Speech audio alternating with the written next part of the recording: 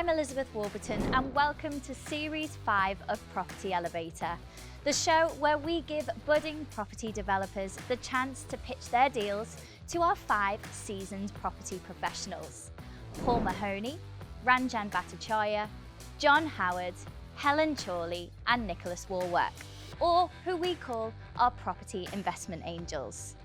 This show gives our pitchers the opportunity to walk away with a partner, or maybe even 2, who will bring not only finance but also knowledge to the deal, taking their property journeys to the next level.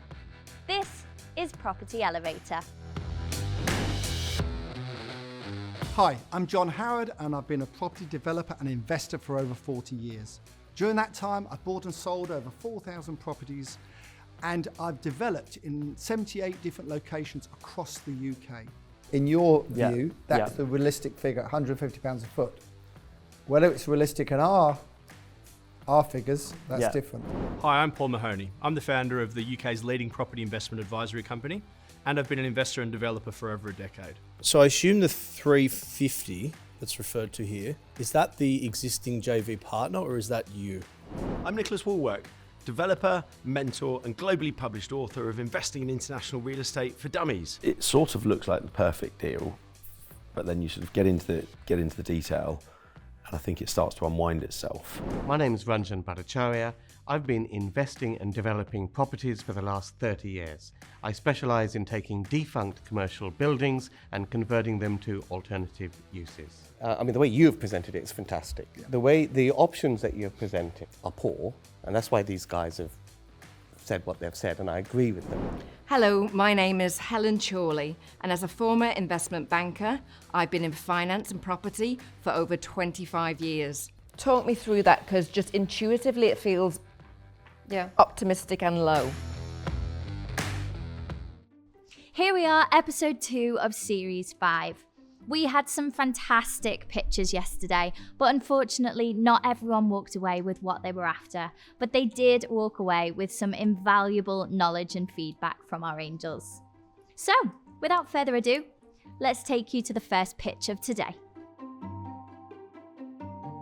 Luke, welcome to Property Elevator. Thank you very much. I'm excited to be here. So I've come from Bath today. Okay. And it's a nice, easy journey. Yep, good. Yep. And what about the deal? Is the deal also in Bath that you've brought today? It is. It's actually in the same village that I live in. So it's an off-market deal. It's an interesting one. Okay. And I'm very excited to pitch that to the Angels today. Great. It's basically an infill plot. So it's a house with grounds and I'm hoping to build 4 3-bedroom bungalows on it. Okay, lovely. And so is there anyone in particular that you'd like to work with from the Angels? I feel after obviously binge watching all of the episodes of Property Elevator, I do feel like John would be a great partner to have on board. Yeah. So what I've got for you today is a cracking deal. So what I've done is I've lived in a village called Whitley, which is just outside of Bath for the last 8 years. I started a multi-award winning business there, which put me in an advantageous position to network within the village. That's how I found this deal. It's an infill plot. It's a 4-bed detached property on just over half an acre of garden space. Mm-hmm. The current vendor has had previous planning accepted, which is now expired for a futuristic eco house on that plot. However, he's actually split from his wife now, and so no longer is interested in developing the land or staying in the area. So that's where our motivation is for our seller. It's an off-market deal. I have gone and I've looked at the plot and I've looked at that with a builder, a planning officer, and I have looked at it in quite a lot of detail with an architect and a planning consultant as well. And I believe that you can fit 4 3-bedroom detached bungalows on the land. There is actually a covenant on the deeds which state that you can only build 1 property on that land. Mm-hmm. However, I've gone to a property law expert and also a solicitor, and they've both said that they don't believe that it's enforceable. At that point, I've then gone and spoken to an insurance brokers, and I've provided them with all the information I have, and they have actually said that they would provide an indemnity insurance against deliberate breach of that covenant. So I'm looking today for an investment of 700,000. I will also be investing 125,000 into this deal. I'm looking to split the profits with you 50-50, as I appreciate obviously it's quite a lot to invest, but also I'll be gaining your experience as well. That will give you a 29% ROI. So I understand that I am capable, I have a lot of trust in my own ability, however I'm also realistic. I know that I haven't dealt with a deal of this value before. So that's what I'm seeking today, is just some expertise from you guys and maybe a mentorship as well. I have not approached the vendor at this time with any figures. The reason for that is because I want your advice first, and I don't want to start back and forth if I haven't taken into consideration something that I may have missed. So I want to just try and keep it quite clean. I have considered and asked the vendor about just buying the land, not buying the whole lot, as obviously it reduced the amount of funding and fees associated. However, he said that he's not interested. He doesn't want to live near a construction site, and he wants a nice clean split and sale so he can move up north. The last part of it as well is I also haven't put in a pre-app. The reason for that is that I believe that I will be putting in an offer, a maximum offer of 700,000. I'm hoping actually to try and get it about 650 is the feel is that I'm getting at the moment. But I'm going to do that subject to planning. And with the market at the moment, I don't want to delay things any further than I need to. So I feel that that will streamline things. But again, obviously you guys are the experts. So looking at the end value, you've got the 4 bungalows in there all at 380,000. Yeah. And you've placed a value of 550 on the existing house. Yes. So would the plan be to just sell that straight on, or would you give it a light refurb? It does require a light refurb. Okay. If we spend 20,000, 25,000 maybe on that, to change the layout slightly and just freshen it, you know, it just needs a lick of paint. It's not actually run down, it's quite a large property, it's got good space. The village itself is really sought after, so I don't think we're going to have any issues selling that. And if we can sell that straight away, then that's a huge chunk to come back into the pot. Yeah, definitely. Selling it straight away sounds easy, but for the same reason, the vendor doesn't want to sell the plot. Got the construction. Selling that, knowing there's going to be 4 houses built and they don't quite know what the layout is yet, might be tricky to do before it's built. But you know, you can try, and you might end up renting it out for a year or two until the whole site's finished. Yeah, I agree with you. People can see the lay of the land, and then it's a bit easier. Can I ask you a question Of course. on why you want to build bungalows at the Yes. back? Have you looked into the possibility of building 2-storey houses? The over 55s market is obviously the fastest growing market in the UK. On top of that, Whitley is kind of a retirement village. So I've lived there for 8 years, so I've got a really good handle of the demographic there. And it is an ageing demographic. It's well connected, you've got bus routes, and it's well connected with Bristol and Bath. Luke, we don't all want bungalows, do we, Ranjan? The over 55 market. We don't all want bungalows. Do you know anything about the I've over actually 55 sold market? quite a few sites to over 55 specialist developers, so I Okay. won't say who, but Yeah. no, I can see why you'd want to do bungalows. Build costs, Yes. £150 a square foot. Most new builders are building at 200 plus at the moment. I completely appreciate it might look lower to, you know, what you'd expect to see. However, I've got experience of building, and I have actually managed to come in at £1,200 a square metre. I do appreciate that when this was last taken into consideration, it was last year, and I know that building costs have gone up 30%, so I've added an extra 30% on. In addition to that, the builders that I've got on board and the contractors that, because obviously I'll be project managing, but the builders I've got on board are superb. You know, they are so fast, and I have no issues in terms of the timescale and actually coming under that build cost. But I've also added a contingency as well to try and inflate that. How much is the contingency? I've added a 5% contingency Not on enough. top of the Should be 30. not that- enough. Should be okay. 10%. in That's my on view. top of the 30% I've added already, just as. You haven't added the 30%. That's the realistic. In your view, that's the realistic figure, £150 a foot. Whether it's realistic in our figures, that's different. So we don't want to get confused with saying you've added 30%, you haven't. You've come up with a figure that you think it would be. If you look at it from the perspective of most builders are building at 200 to 220, they're probably making 20 to 30% profit on that. Mm-hmm. So you're already well over 30% below that. Okay.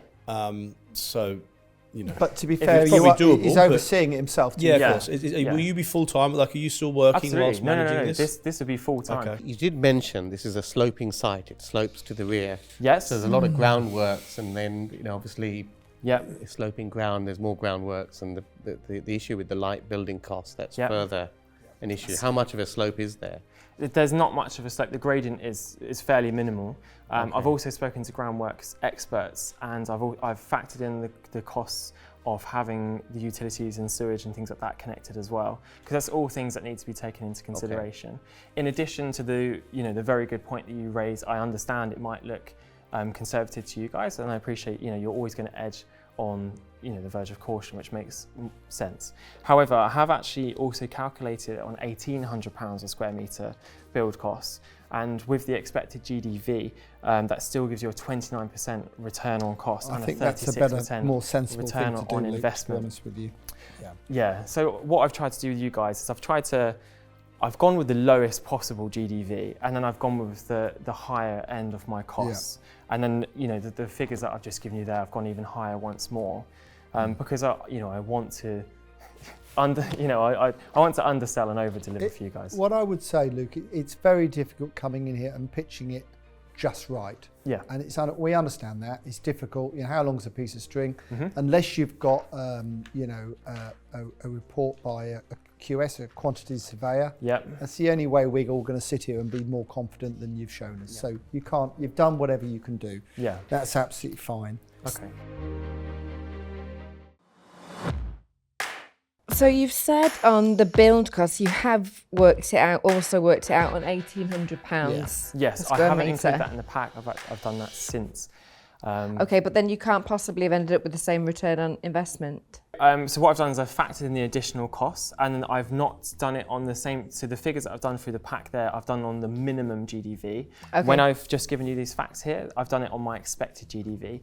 So the minimum GDV there is at £3,800 a square metre sale price, and the GDV that is expected and is average for the area. Well, average for the area is £4,250 per square metre. But there are comparables for new build bungalows in a less desirable area, and they're selling for £4,900 a square metre. And the existing house that's there at the moment, how big is that? Good point. So they haven't got a floor plan for it, so I haven't got the size of it off the top of my head. It is a 4-bed and it is a really good size. It's approximately, I'd say it's about 150 square metres. So about 1,500 square feet.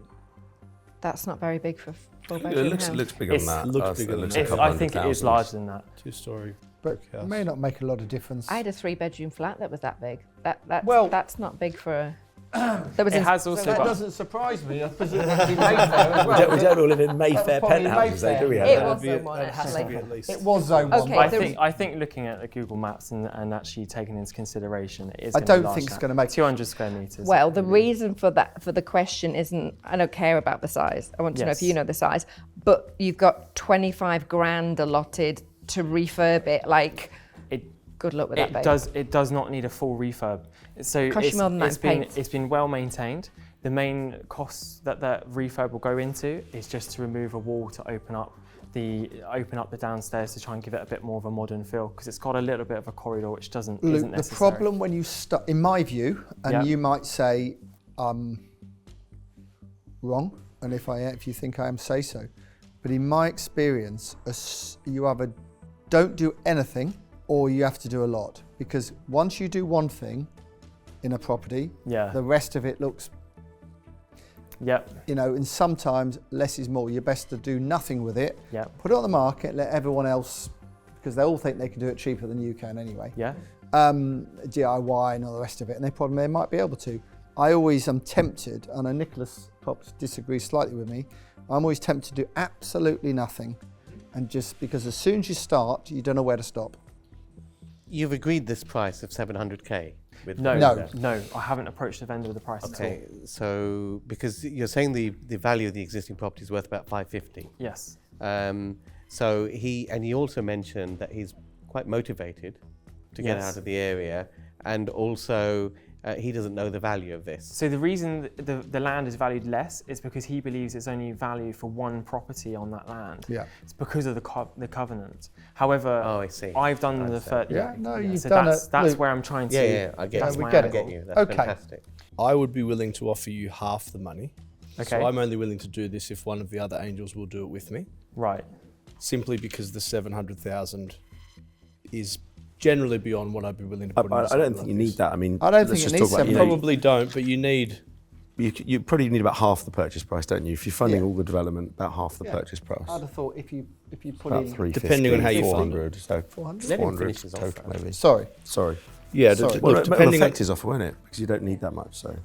Yeah, it might do. And he always buddies up with him anyway. Doesn't want to buddy up with... beat you somehow, haven't we, John? Doesn't want to buddy up with Ranjan. It's nice to see some other people sharing too. Well, I'm doing a deal with Paul. I'm doing a deal with Paul at the moment, actually. Your reputation precedes you. It obviously depends on how it's funded. You know, you could use bridging or something to buy the house initially, but that's going to be expensive as well. Whether that's the best way to do it or not, I'm not sure. I don't think it's the best way to do it because if I get onto the rest of my offer, that will make more sense. So I'd be willing to give you half the money with another angel giving you the rest. Whether it's 700, whether it's 500 or 400, whatever, we'll give you half each if someone else is willing to do this with me. Okay. On the basis that the existing house be sold immediately. Right. And we get our money back. Okay.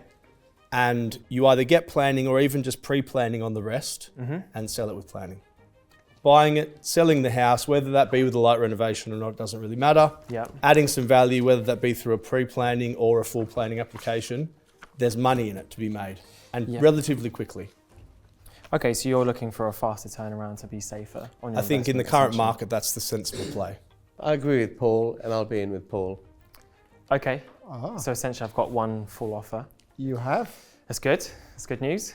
Listen, I think you've got a very good offer from these two guys. And, and I have to say, it hurts me to say, but between them, they are probably the dream team for you.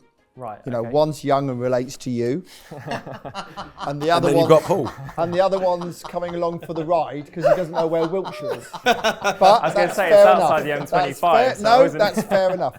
I don't think I can add any more. But what I would say, you've come in here, you look smart, you look professional, you've answered every question. Yes. Congratulations. I'm not sure about this deal. I really like you, and I'd love to work with you. And do business with you. This is where I normally go, I'll offer you some of the business, blah, blah, blah, which I might, but it's got no planning. I think 4 units on it is bullish. I'm looking at the 4th unit on the drawing, which is sideways onto the other units. You've got to do planning. So. Yes.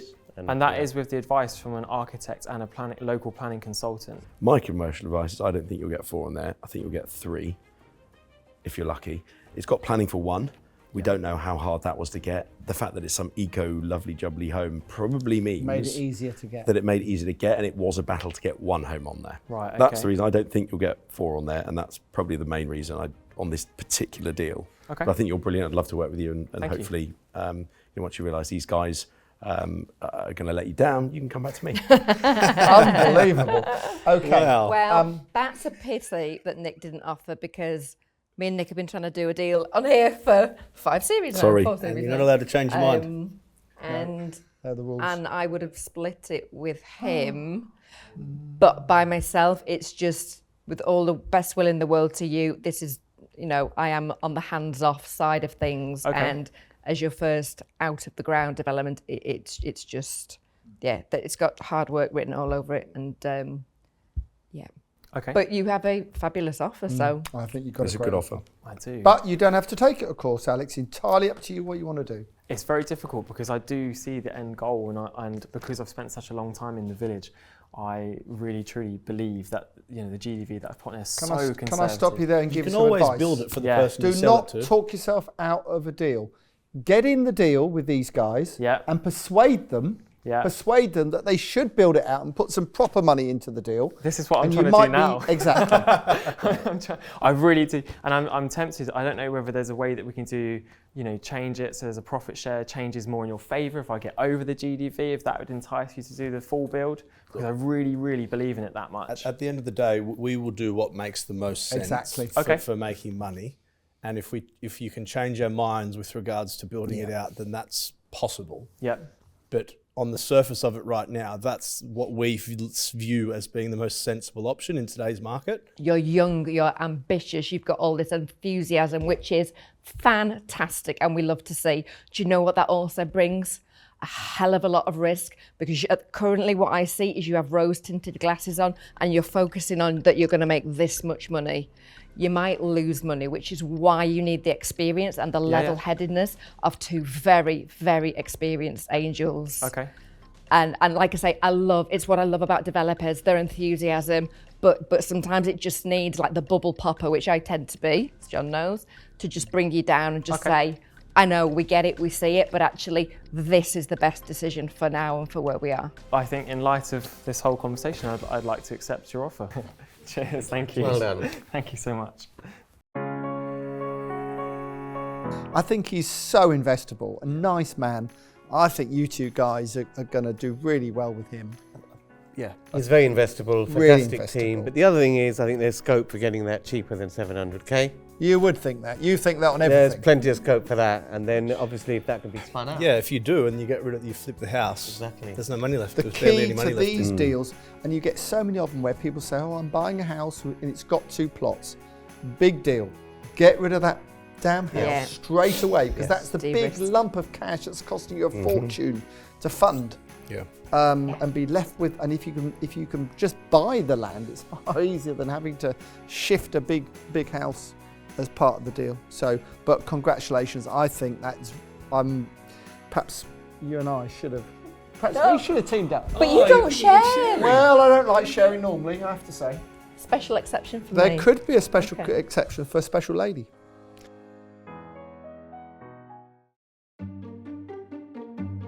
Hello, Kyle. Welcome to the show. Hello.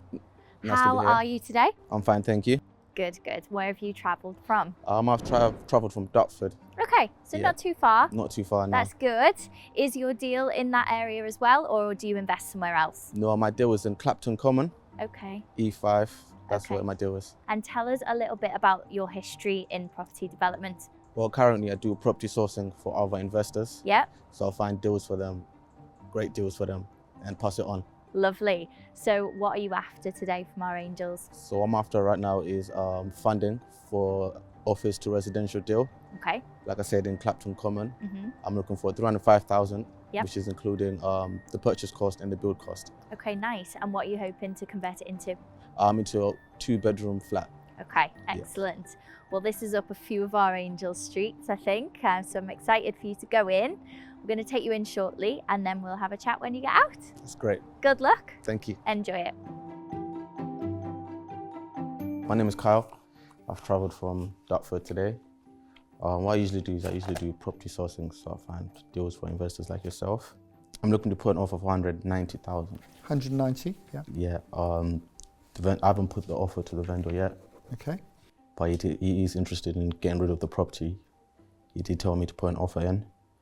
I'm looking for 100 grand for the build cost, the construction cost. Yep. And you're looking at GDV for 480,000. Okay. So I've actually got this GDV from a couple of estate agents in the area.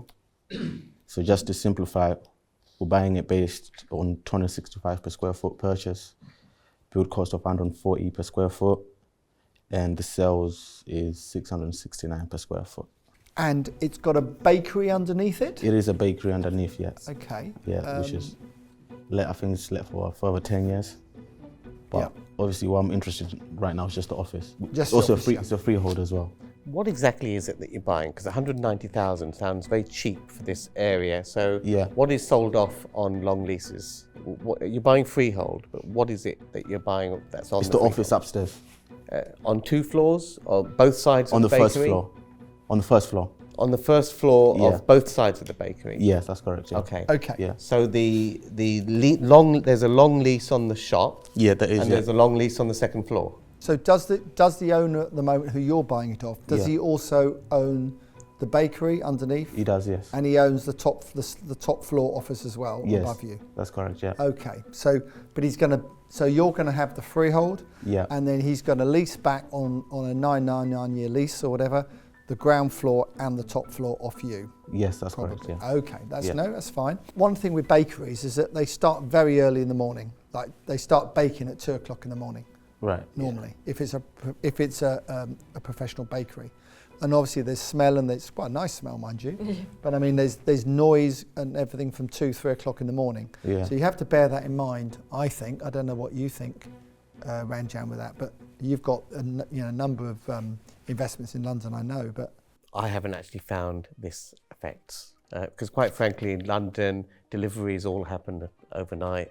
It doesn't happen in Suffolk like that. So, you know, they just live with it. I mean, they're used to seeing a little bit of noise. I'm worrying unduly. But that's not a particular concern. Okay. I still not fully understanding the ownership structure. Right. Because normally owners don't do that. They don't kind of sell you. They tend to keep the freehold and lease you a part of it. But either way, that doesn't really matter because you're either going to get a 999-year lease on the first floor. Yes. Okay. Or you're going to have the freehold.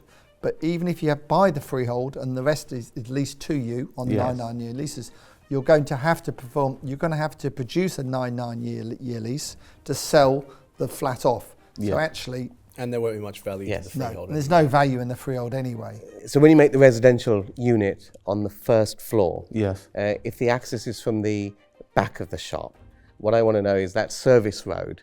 Is that used to access plenty of other flats on that rear, or is it full of bins and that kind of stuff? How attractive is it? So I haven't seen the property in person, but I've seen it like on Google Maps and everything. What's the actual investment you're looking for from us? Is it the purchase plus the cost, the total? Yes. Which is 334. That's correct. Yeah. Is it like online for sale? No, it's not. It's direct to vendor. Looking for offers. I'm looking for offers, but this is direct to vendor as well. Okay. Great. Well done. How did you find it? Letters. I've seen a lot of letters. You see, fantastic. You can find a needle in a haystack. You've said £140 per square foot, so 100 grand build cost. Yeah. Ordinarily, I'd say that's light, but I don't think it is. I don't think we've just done a refurb in Kingston, and it was £130 a foot, and that was a proper job. Yeah, I mean, I would say 150 maybe, but I mean, we don't know the condition of it and so on. But I even think it could be a little bit less than that. I mean, if it's one flat, you've only got one kitchen and one set of services. I mean, where you lose with these sort of conversions is the access, because you can't put a skip there. You're using weight and load. Rubbish removal is more expensive. Delivery is more expensive. You can't keep that many materials on site. It's bringing it upstairs and all that. I mean, it is just like refurbishing one flat. However, of course, you need full building regulation approval, which means you need fire, soundproofing, all these things. You know, can you do the soundproofing from the floor, or do you need to get into the bakery underneath to get up? In which case, you're not likely to get permission. You might just do both. You in can the middle, do floor and ceiling here. You can do soundproofing from the top. It's slightly more expensive, but you can. You have Ranjan, but only if the ceiling's high enough. Otherwise, because you're going to add to the floor. You don't need that much. You really don't need that much. It's 20 mil. Yeah, it's about 20 mil. The issue here is services and getting waste out. Well, what about waste? Soil out. Do you know what? I never worry about that. If you can't get into the shop. Oh, don't worry about that. John's got macerators in all his apartments. There's ways around all that. You can't throw it out the window. You can't throw it out the window. Good point about the access, but something he didn't quite mention was the desirability of the access. Because there's one thing about waste, but there's also about, is this something that someone is going to want to have as their front door? Yeah. That's a very important consideration. Ranjan and Paul are absolutely right on that. What is this specific area like, Carl? What I'm also meaning is, like, what's the demographic? Like, is it a nice area or is it a bit of a rough area? No, I would say this is the nice part. Right. Yeah, I would definitely say this is the nice part. I know East London quite a bit, but yeah, and the fact it's got a nice bakery and patisserie would suggest that. Okay. And sorry, did we know what's above it? What's on the second floor? Offices. That's just offices as well? Yeah. Okay. Would he sell that as well? That's something I would have to get in touch with him as well. How did the conversation come about between the first floor and the top floor? Being separated. That hasn't come up, that conversation. Okay. So the letter was referring to the first floor only. Yeah. So potentially he might sell all of it. Yeah. That's a bit more interesting. That's interesting. Yeah. Okay. Much more interesting. It's a no for me today. Certainly, if you come up with the bigger scheme, be it this or another one, do contact me because I think we could do something. I'll quickly second the same as John. All floors with some access for bike and bins and various bits in the communal area. If you can tick all those boxes with a vendor and you've got a real deal that's deliverable, I'd love to hear about it. But what you've presented today, unfortunately, too small. There's too many unknowns. Probably can't work really. Yeah. For the access issues, but I mean, as you probably know, I do this all the time. I'm not comfortable with this, mainly because I don't like bits of buildings, and particularly middle floors of buildings. I'd be okay with the top 2 floors or the whole building preferably. And I would urge you to focus your direct to vendor campaign on where the whole building is owned as one freehold entity. Those offer far more juice in the deal, with far less restrictions and unknowns. So that would be my word of advice to you. And that's free from Ranjan. It's not always the case, is it, as we know? Helen? Again, I don't have much more to add than the guys have said. The juice, as they've said, is in getting the 2 floors at least. So yeah, you definitely need much more kind of certainty and concrete around the deal. So not for me today. There's too many unknowns. If you knew all the answers to the questions about the access and whether it's desirable or not, whether you can get in there to actually do the work, because the access could be super tight and maybe it's not even possible to convert this. So there's just a few too many unknowns with it. But would certainly be open to discussing it with you if you tick all those boxes and if you can make it a bit more juicy. So look, it's not a deal today, unfortunately for any of us, but thank you very much for coming in.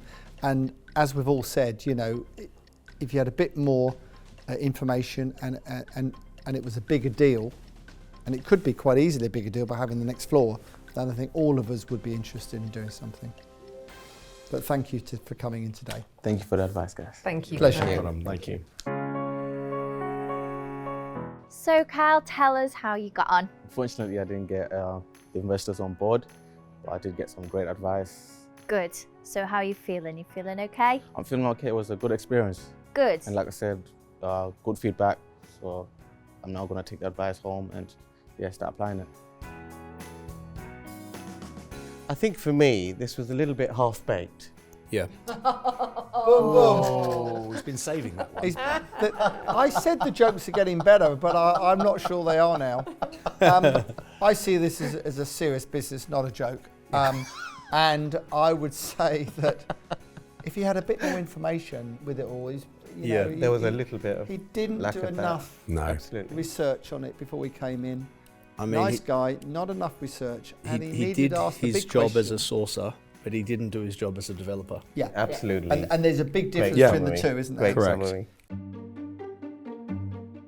So what have you brought today then for the Angels? So I'm going to be a little bit cheeky because I've got a property, which is part of the business that we own, that we're looking for investment in, but also the business itself. We're hoping to grow and expand it. Okay. I'm pretty certain some of those Angels have got a good opportunity for them, but would be a massive opportunity for us as well. Okay, really interesting. So tell us then about the deal firstly that you've brought. Yeah, so the deal itself is in Guildford, in South East. It's an existing building that we actually already own, and that we're going to be converting into 13 apartments, and that's a mix of 11 one-beds and 2 two-beds. We've already got everything on board, main contractor and everything, and we're looking to commence that next month. Tell us about the deal that you brought to us today, please. So our proposition is called Community-Centred Flexible Living, and it's a new category of real estate that we think over the next 10 to 15 years will be the staple. But it's all about creating live, work and play experiences, as I mentioned before. Our mission is about repurposing how people live, work and play. And the whole point was, today, living in modern day society, it's tough, right? You only need to switch on a tap, put on a light, you feel the pain. And that pain is in every part, whether it's social, if it's economic, it's the environment. And so we went to have a look at a model that not just creates a place to live, but looks a little bit more holistically at living, this lifestyle-orientated living. And so to do that, we created this live, work and play, and you might see in the pack there's a model in there. And it's just looking at mixed use, mixed tenure, so bringing the best of commercial and the best of residential to support and create value for the resident. So you create your live spaces in the same space, which is mixed tenure, social, right through to home ownership. Well, stop me there. Let me stop you there. So you're mixing social housing with private ownership. Yep. In blocks of flats. In flats and homes, correct. But that was all lovely words, but isn't that just called co-living?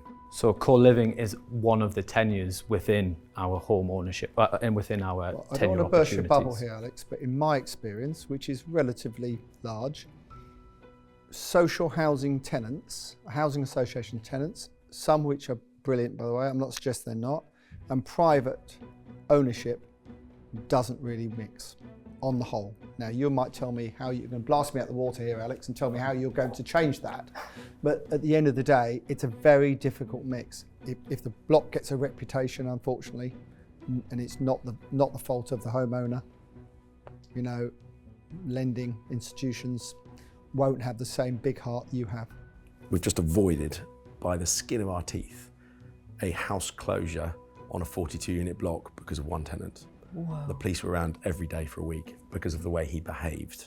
But that could happen to someone. That could happen to someone who owned it. To be fair, Nicholas. It could, but it's much more likely to happen in the sort of situation when you're putting in the social housing element.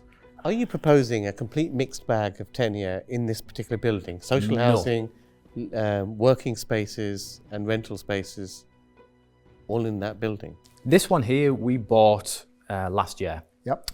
And so we acquired it. It came with the commercial tenant in situ, as well as office space, and there was a leisure. It was hot yoga. It was horrendous. Don't know why anyone would like to do hot yoga. Yoga by itself is tough. Someone might suggest you do it in months and you'll get very hot. Oof. But it was hot yoga and office space. Yep. So we took it over with the thought process of creating additional housing and making it a bigger complex, as well as the mixed. How many square foot is that space? So there's 17,000 square feet in total. Yep. And how much was it originally? How many square feet was it originally? No, it's 17,000 in total. So you're not adding to it. No. Okay. So we did go in for additional planning. A long story with Guildford Planning Authority. Yeah. But essentially they said, we'll give you 25, but you've got to reapply and do your whole planning process again. Why have you only managed to get 13 apartments under the various PDs on a 17,000 square foot building? Because you've got the commercial space in there, which is okay. So how much? So it includes the commercial space. Yeah. So we own the whole piece right now within a JV. So you're the proud owner of that lovely ugly duckling building. That's right there. You can see the ground floor tenants. So who's going to have all the shops and everything else? So the JV holder. The JV will hold that. So what you're saying is you're selling it to an SPV. The upstairs, which is what's the net square feet for upstairs? So 9,000, just under 9,000. That makes more sense. Okay. 9,000 square feet upstairs. In that 9,000 square foot of upper floors, you're looking at getting serviced office space and a whole bunch of apartments. No, so just flats. Just flats. This is the bit, because we could only get 13 apartments here. We want to go the very simple buy, develop, sell strategy. Straightforward. So I assume the 350 that's referred to here, is that the existing JV partner or is that you? The way we do our equity shares is obviously, the equity piece is to do as a profit share. 870,000 is the total equity commitment. We already have investors through the JV. Because that's naturally coming to an end, they want to continue the journey which they first came on. And I love to honour that because investors are so important as part of the journey. So I said to those guys, yes, we'd love to have you on, please come through. So that £350,000 is existing investors. So that's the profit they're making out of the existing It's their original plus a bit of the profit they made from the back end. Of that 350 from investors, is any of that yours personally or any of your business partners personally? Yeah, so I mean, we've put a lot of cost to get that building with planning. It's fully enabled, so all of the strip out costs are done in place. We've spent all on the professional fees, obviously getting planning and to where it is right now. We'll inject some more capital into that of about another 75k, which will be running for day one cost, VAT, etc. Okay, so of the 870, or tell me if it's included in that or not, how much are you personally invested? And when I say personally, I mean your company. How much of that is actually yours? So we'll put an additional layer of about 75,000 on top of the 870. But we've already spent the capital previously. How much have you spent so far yourself on getting planning and everything else? The total cost. I'm just trying to get a feel of the skin in the game. Yes, it's about well over £250,000 to get to this point. And I think that's really important that people look at these developments and think, oh well, it's this, it's that, we'll just get going. No, there's a lot of costs involved before you actually, before the contractor turns up on day one. There's a lot of costs involved, including a lot of interest, of course, and planning fees and so on. A couple of things that I'm a little bit nervous about. When you look at a development, it doesn't matter you know, what area it's in, I always, if it's a commercial ground floor, I always want to know what the tenants are like on the ground floor, because that tells me what sort of area it's in within the town. And I know it's a good area here. I know it's a nice area. With all due respect, if you look at the tenants on the ground floor, and we won't probably mention them, they are not high end. Not high end. Affordable. Affordable, and that concerns me, because that tells me something about the area. I know it's a nice area, but within that area, there's always areas which aren't so good, and having those tenants there in the commercial side, the first thing I ask when I look at any development, what are the shops around it like? North Street, I'm not sure if you're aware of North Street in Guildford, it's right next to the main high street, which is very old, it's very well to do in Guildford. It's just about to start a 15 to 20 million pound redevelopment, which will pedestrianise the whole site. North Street, not only going through that redevelopment piece, but we've just had some great names coming in as well. Itsu being the one that's just come in opposite. They've took a very large space. So this street is now all going to be for redevelopment. It's on the way up is what you're saying. And it's on the way up. Now those tenants, although yes, could be affordable in nature, they do represent essential daily spend, which will always be needed in this day and age, especially coming forward. It doesn't matter what city you live in. No, I totally understand that, but you're trying to sell those flats to people. The first thing they do is look on the ground floor who's occupying those shops. It doesn't give it a good feel. At the end of the day, it's a Butterley building. It's a 1970s building. It's above a couple of shops, and you've put in comparables of flats and things, but these will always sell to at a discount to those because it's an more undesirable building. If it was brand new, it would have balconies, it would look better, energy efficiency, all this sort of stuff. So have you taken into account that these will go for a discount to the GDVs of those newer buildings? Yeah, 100%. And I think the key is here that we're turning the ugly duckling into a beautiful swan, because we have to do quite a lot of external facade treatment. So we'll bring in Juliet balconies, we'll take those infills in place, we'll put in brick slip pieces, there's relief there that we need to do. To be honest, we have had a full RICS report done by Bank, and they came in, so the base case you see is the base case given by their RICS. I don't take a lot of, I understand what you're saying, a red book valuation. From a bank as well, I have my own valuations, Alex, like the five of us here, and it doesn't always agree with it. It's sometimes more than a red book, it might be less, but I hear what you're saying. It's a base. It's a base case, and we've also then worked with a lot of agents, and we've had this under control for 18 months to 20 months, so we know really well what's going on in that area. Nicholas, sorry. So just to carry on with the comparables, what's the pound per square foot that you're using and your comparables? 638. 638. Did you say that you had approval to change the facade? Yes. So it's not going to look like that? No, 100%. Right. Okay. Even if with the best developer hat in the world, I don't think anyone would want to buy a Well, you'd be surprised. There are a lot of developments that look like that. Terrible. And they're very difficult to finance and sell. No, so we're changing that. There is a couple of pictures on of what the facade really no, it's a very good pack. Our profit return model, we do what's called a supported floor and an unlimited ceiling. Yes. And the idea is there is to provide protection to the investor in case of development problems. So, overrun on time, GDV decrease, or build cost increase. Essentially, if the profit was to reduce up to 30%, we will still guarantee that 26% base case return. And that is because essentially we'll pay that out of our profits.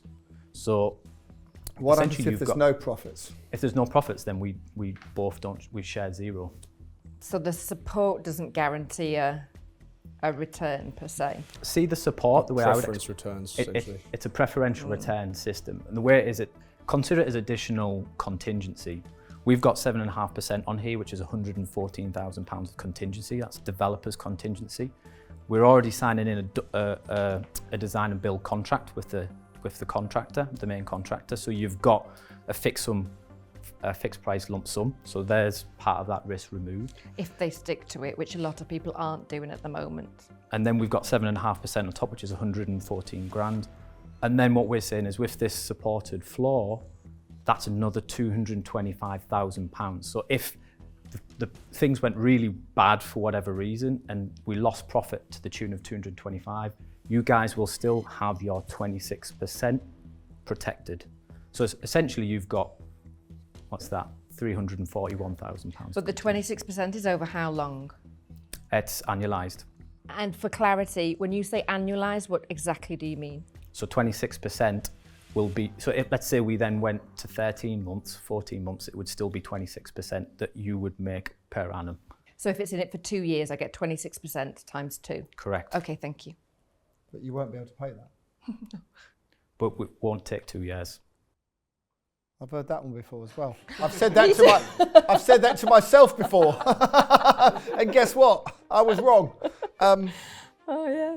Okay, so I got promised one once, 6 months. You've had lots of promises, I expect, over the years. 4 years on. But what I would say is that we could pay that, and the reason being is that it's £189,000 would be the return to equity based on the current amount, total amount. The supported floor is 225, so essentially we have that coverage for you guys. So it sits within. All right. So we could do 2 years. I'm really hoping it doesn't. No, of course not. Of course, we all want to be positive, and we all want to think. But I think 4 months to finish off or to sell the flats when they're done. And I know you'll say you'll start the sales now, but well, we already have right in place right now. We are in discussions on a pre-sale for everything. So you've sold 3 already, but that's the other 10? So the three there, we as a business, we would like to purchase that because that represents opportunity for us in Guildford. Yes. However, we were made an approach to say, would you consider selling everything? Oh, right. On day one. So obviously on practical completion, they would purchase. Okay. But that is, and that is by no means done. No. So Yeah. I'm just trying to give as much information. I've got one last, if that's okay, I've got one last question. What do you think the property market's going to do over the next 12 months, and how will it affect this deal? Crystal ball. I know what I think. I want to know what you think. Yeah, so I think we will see a cooling. I don't disagree in that. I think what is going to happen is London is still going to remain very popular. Surrey, as you see, is cooling down and people want to go back into London and they want spaces to be getting into London. This is 39 minutes to Waterloo direct. Yeah. And the property price is 40, 50% cheaper. So what are you saying? So up or down or staying the same? I still think this will stay the same, if not increase slightly. And the reason being is it's a small quantum, city centre based with a great opportunity to get into London. And the price-ish per flat? The range from 220 up to about 430 is the highest, I believe. I think you're really well presented, great pack, clearly know what you're doing. You seem to have a good board of directors. If I was a hands-off investor, I'd like to talk to you more. I'm not, I'm a developer like yourself. I want to add value. I want to be hands-on. I want to get stuck in. I think there's some improvements I could make on the site with you, but there's not enough for me to add to warrant me being in, to be quite frankly, for what I'd want. So it's not one for me, but wish you all the best with it. You're that well progressed with it. Yeah.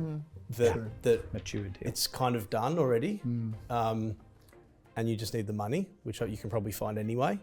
And I can probably get a better return on my money than this is offering, in reality.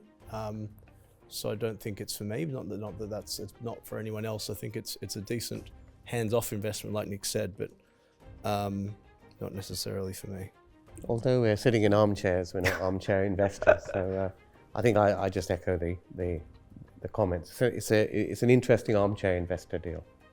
But that's not me. I mean, a few years ago, this would have been right up my alley. It's more or less how I started, kind of professionally investing and using these type of examples to get to know developers and then go on and invest with them directly. My strategy has kind of I've moved away from that now, to be honest, because of some fairly unpleasant experiences. And I love like your ambition. I love the things you're talking about. But the risk for the return is not quite there for me. And like I say, being in at the same level as other investors, I've moved on a little bit from that, but I wish you well. I like this. It's the sort of thing we do all the time, and it'd be quite nice not to have to do it, but actually watch someone else doing it. Can I add any real value to what you're doing? No, but unlike these other guys, I'm not a control freak. You know, I'm very happy to take a back seat and turn up once a month and have a nice coffee with you, have a look round, and for you to confirm it's on schedule, on time. It's going to be done with you know, all the rest of it as it should be. I think his nose grew a little bit there. I need security for the money. I'm not prepared with other investors to just put the money in the same as them. Now, I understand that might upset everyone. I can't help that. My offer would be, we'll put in 300,000 pro rata to the offering. Okay, so you would do 300 out of the 520. Yeah, but I want a second charge on it. I can't say, and I will have a look. I'll go in and have a look. It's a conversation, yeah, not definitely. conservation. Conversation for afterwards, probably. Yeah, but I think if that helps, I'd go to 300. Don't ask me go to 305 because the answer is no. Okay, much appreciated. I'd love to have the conversation. Yeah, of course, with your partners. I appreciate that. But if we can do something, that'd be great. And I think it's an exciting project. And like you said, you've got others. So thank you very much. Perfect. Thank you very much. Not at all. Much and let's speak afterwards and see what we can do. Thanks very much. Pleasure. Was it good news, bad news? How'd you get on? A mixed reception. Obviously, I was trying to push the boat a little bit and ask them to support the business as well as the deal. Yeah. We didn't quite get the support in the business, but we did get some interest from John at the end about potentially partially investing in the deal. Okay, so not 100% offer, but more of like a conditional I'd say offer. like 70-75%. Okay, okay. And what's that basis on? Have you got to have a chat and so continue? I think we're going to have another conversation. Yeah. There's a couple of things on security he wants to look at to make sure his money is safe. So hopefully we can resolve something on that. The scheme's pretty straightforward. It's pretty quick. My concern is getting out of deals quickly at the moment. Don't want to be in for years. Mm-hmm. I've got some of them. I don't want to put too much in, but if I can have a second charge on it, and I think that's important, isn't it, Helen? Don't you think with so many investors just throwing money at people without any security? And we've seen how some of those things end. People really have to think about it in the worst case scenario. Absolutely. What protections are in place to recover that money? I talk about it all the time, security. You know, and I've got a joint venture fund and it fits into my joint venture fund in a way very well. And they know what they're doing. And I think that's quite important. So they may not be able to do it. And the other investors might say no. If they do, so be it. But I just thought it was worth an offer anyway. We didn't talk about it too much, John, but the history of this with the current JV sort of wrapping up and it moving to different stages, it all felt a bit messy to me. I agree. And we I didn't agree. really drill but into that very much. I don't really care because they're paying a certain price for it. Whatever the price is they're paying for it, it stacks up on paper. And I'm putting £300,000 in for a return of. I think the fact you've put yourself ahead of the other investors on an existing asset that's worth money is the smart thing. That's the sensible thing to do. Thank you. Well, we'll see, won't we? See what he says. See what his investors say. Good luck. On to the next. So, the end of episode 2. More deals were done today. We had some very happy investors and some very happy angels. We'll see you next time.